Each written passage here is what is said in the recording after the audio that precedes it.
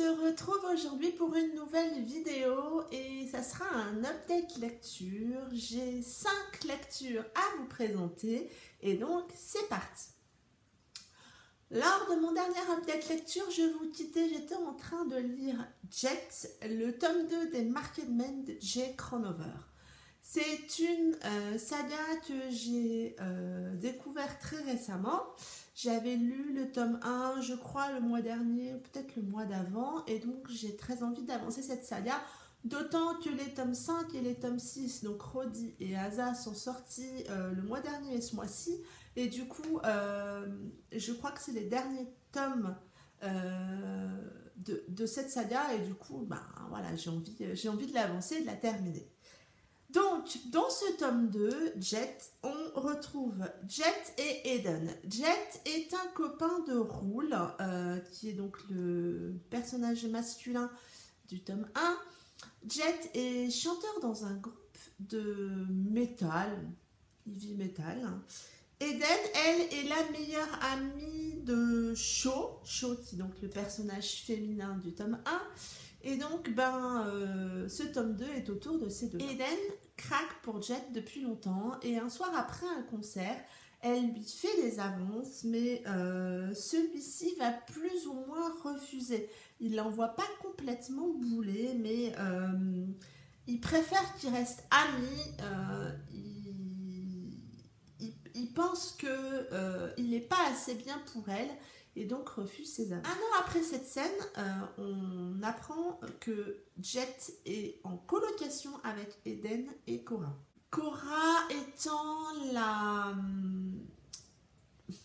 personne qui est à l'accueil du salon de tatouage des garçons, elle fait aussi les piercings dont on entend un petit peu parler au tome 1 et ils sont donc tous les trois en colocation. Cette colocation se passe pas trop mal, on pourrait dire ça. Jet accumule les coups d'un soir et donc tous les matins, Cora et Eden voient partir la nana qui a passé la nuit avec Jet et elles s'amusent toutes les deux à les noter. Voilà, pour faire un pseudo-classement.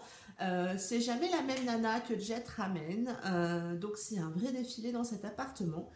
Eden, elle, a un petit copain avec qui ça se passe plus ou moins bien. C'est pas non plus hyper passionnel entre ces deux-là. C'est que Eden est toujours attiré par Jet. Il résiste un peu. Mais très rapidement, il décide de tenter quelque chose et donc je vais m'arrêter là pour le résumer. Vous imaginez bien qu'il va se passer plein de choses autour de Jet et Eden. Je n'ai pas été déçue par ce second tome. Certes, il est un chouïa moins bien que le tome 1, mais ça reste une très très bonne lecture. J'aime toujours autant cette bande de copains. On retrouve ici de temps en temps... on revoit Rool, on revoit Sho. On découvre aussi le frère de Eden, Asa, qui est, je crois, le personnage principal du tome 6, si je ne me trompe pas.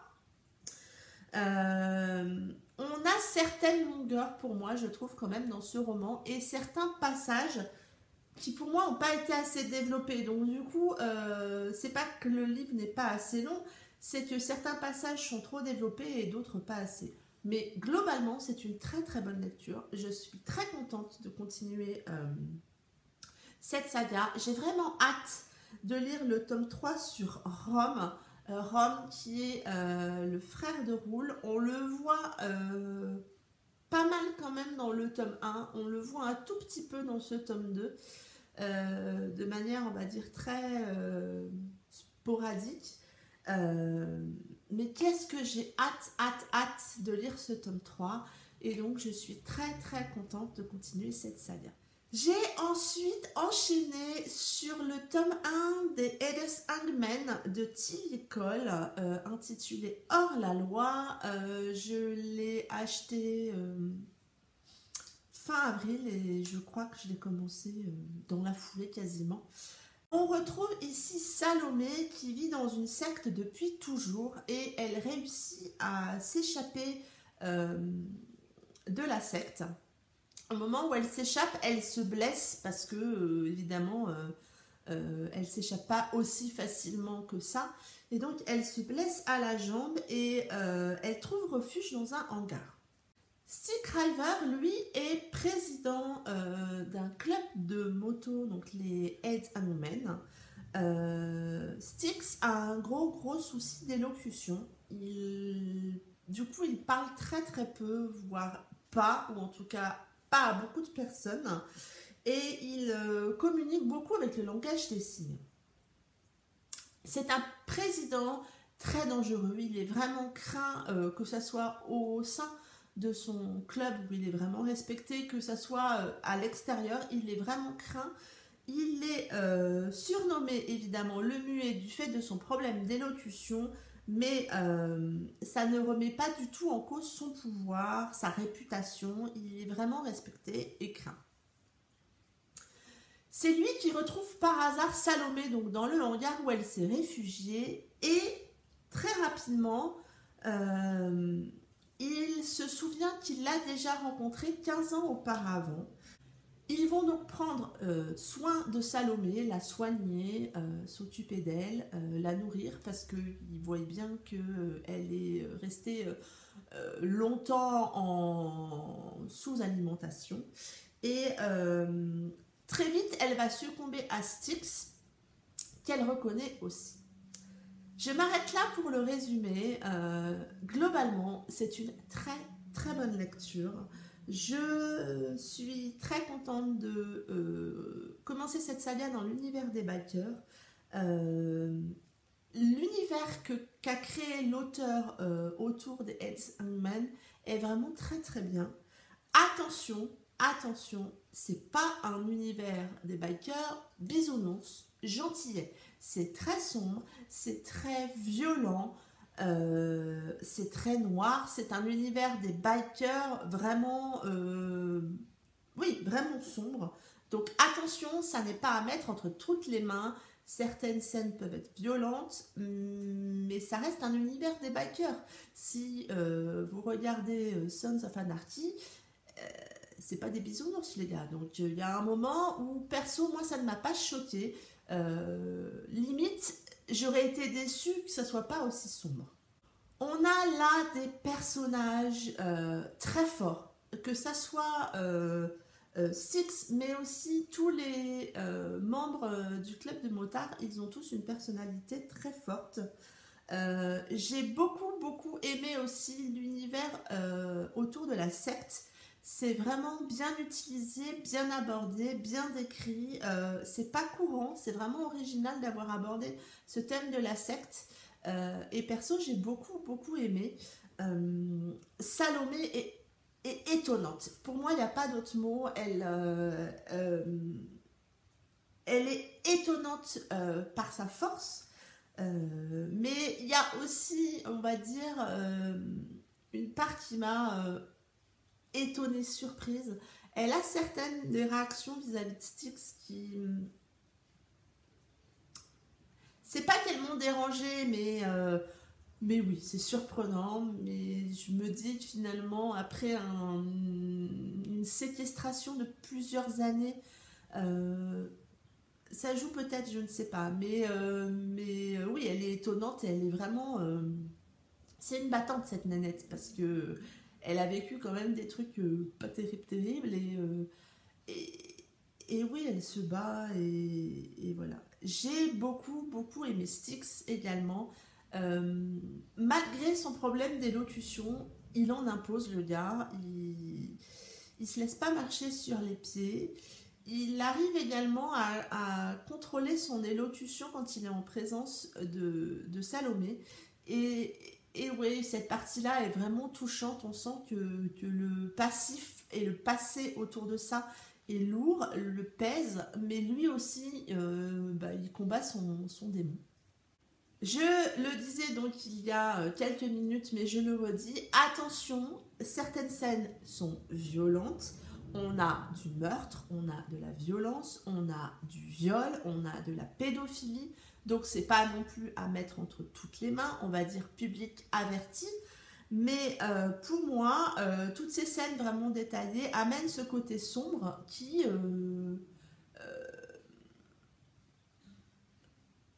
ouais, ça fait partie, on va dire, du... Ça fait partie de l'univers des bikers et ça fait partie du fait que l'histoire est réussie pour moi.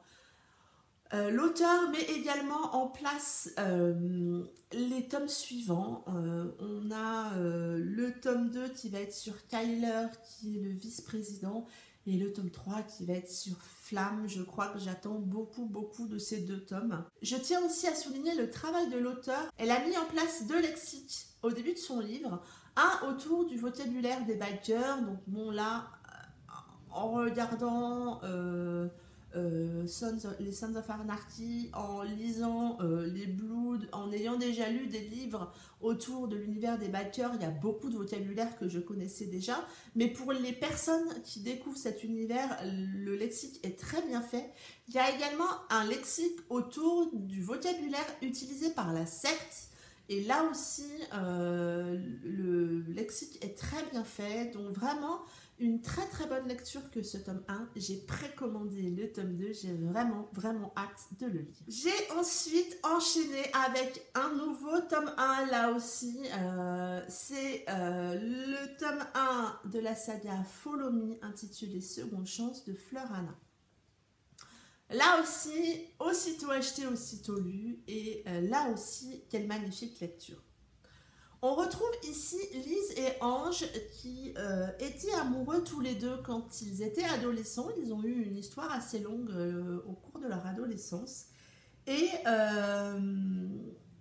ils sont restés ensemble 4 ans. Leurs sentiments étaient vraiment très forts. Et quand ils ont eu 17 ans,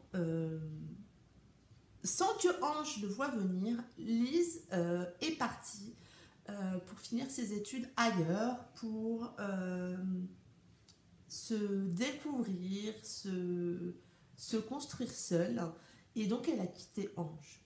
9 ans après, alors qu'ils ne se sont jamais vus, Lise revient. Elle ne revient pas pour Ange, elle revient pour s'occuper de la personne qu'elle considère comme sa grand-mère, qui a fait une chute et qui a donc besoin d'aide. Lise vient donc l'aider. L'appartement de sa grand-mère est juste à côté des parents de Ange et donc bien évidemment ils vont se revoir. Dès qu'ils se revoient ces deux-là, ils se rendent compte que les sentiments sont toujours là et Lise va très rapidement demander une seconde chance à Ange, d'où le titre. Et je m'arrête là parce que je ne veux pas trop vous en dire sur cette pépite. C'est une excellente et magnifique histoire. C'est une très belle romance contemporaine. On a deux personnages principaux très attachants, Lise et Ange. Une histoire hors du commun. On sort du schéma classique, puisque là, c'est la femme qui demande une seconde chance. C'est la femme qui a fait une erreur. C'est la femme qui revient. Et c'est la femme qui cherche à reconstruire, qui cherche à reséduire l'autre.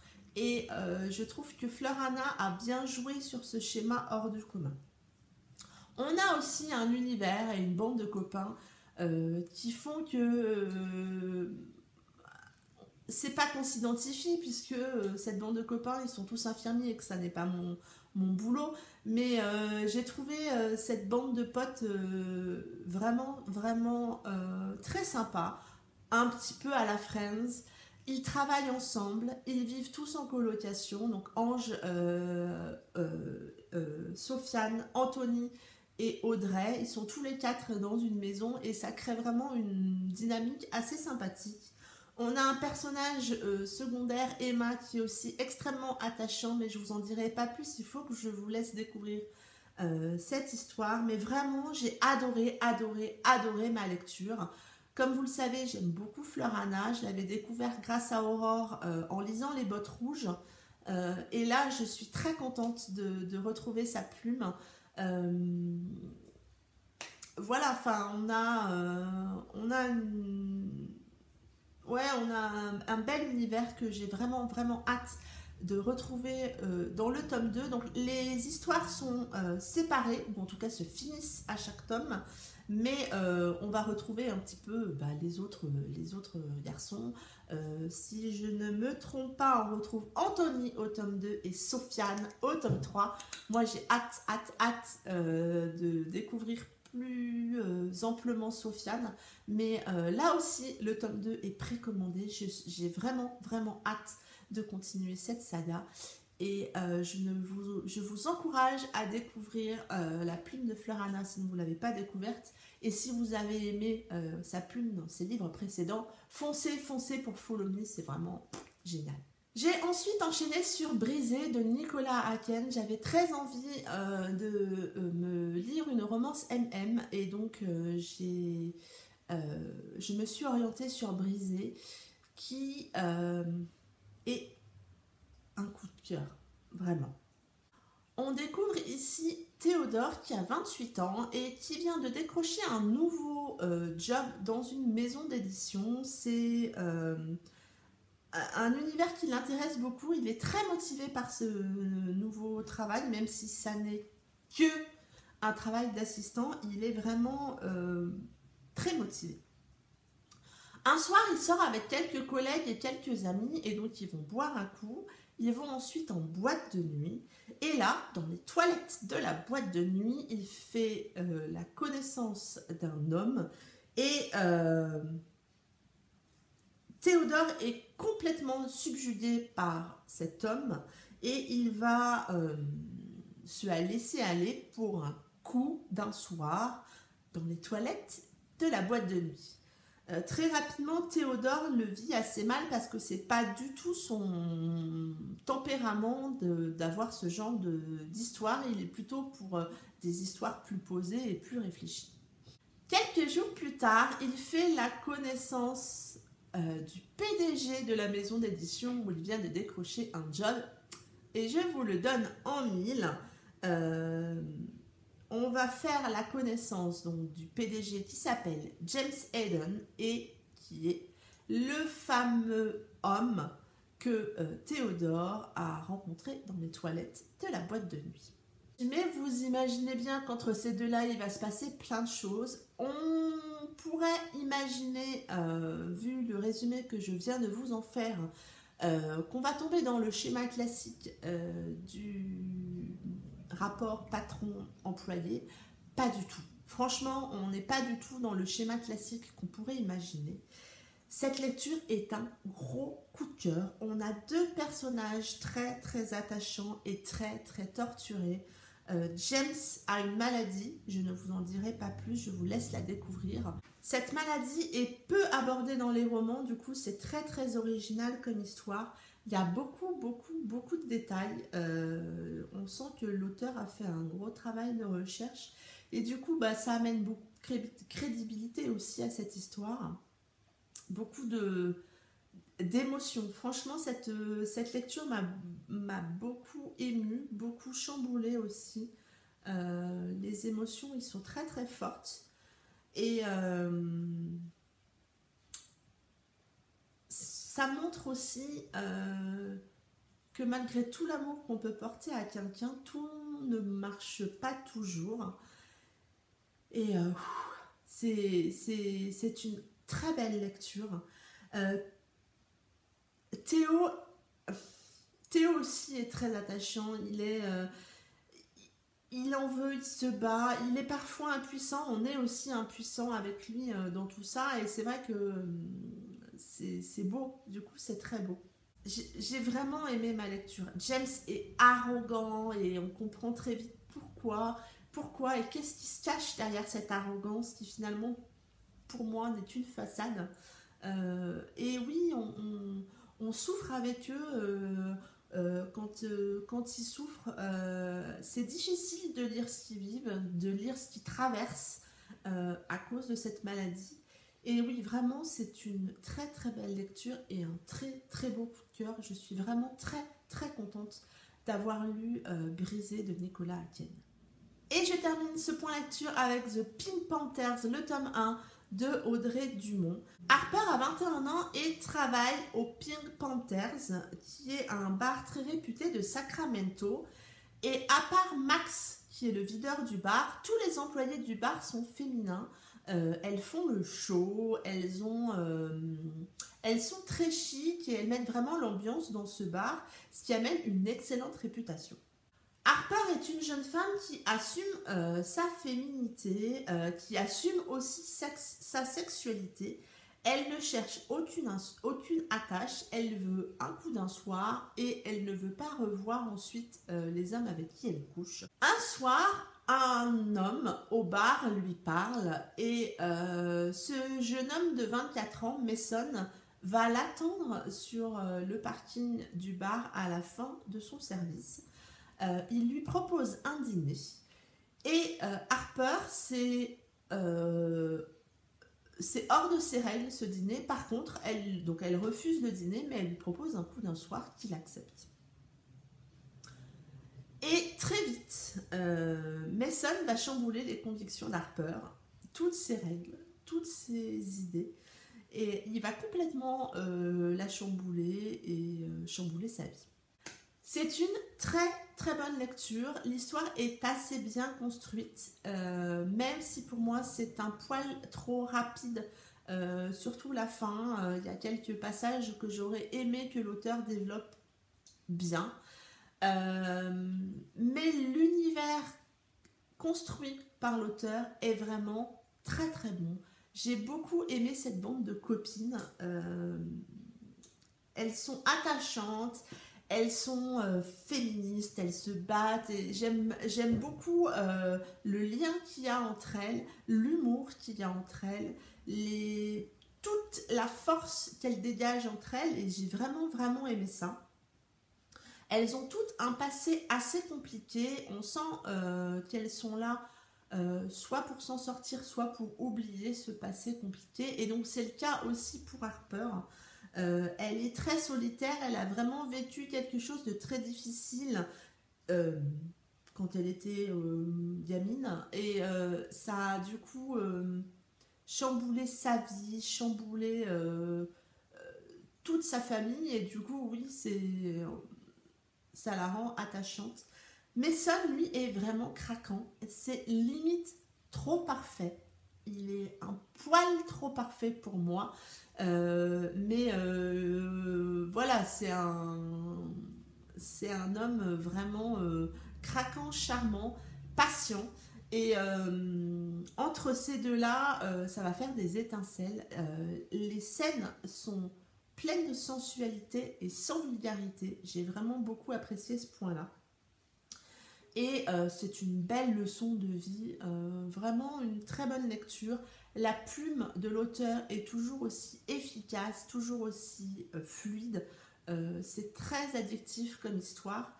Et j'ai vraiment hâte de découvrir les autres tomes. Donc on va avoir un tome par fille. Et elles sont toutes tellement attachantes que j'ai vraiment hâte de lire la suite. Ça en est tout pour mes lectures passé. Je viens tout juste de commencer le nouveau Colleen Hoover, Jamais plus. J'y vais sans savoir de quoi ça parle, mais bon, ça reste du Colleen Hoover, donc je fonce. J'espère que cette update lecture vous aura plu. N'hésitez pas à commenter si vous avez des lectures communes avec moi ou si vous avez envie de partager un peu plus autour de ces lectures. En attendant, je vous souhaite de très très belles lectures, un excellent week-end et je vous dis à très bientôt pour une prochaine vidéo. Bye bye!